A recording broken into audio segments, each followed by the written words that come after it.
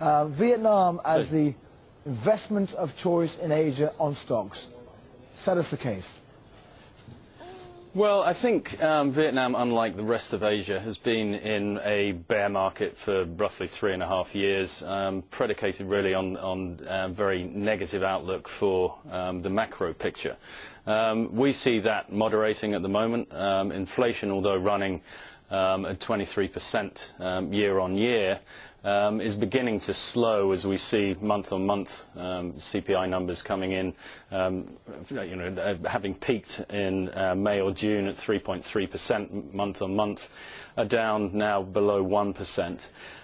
We do see, looking backwards, 23% on a year-on-year basis, but we do, if we see the balance of the year coming in, as forecast, then 2011 inflation will come in somewhere around 16 or 17%.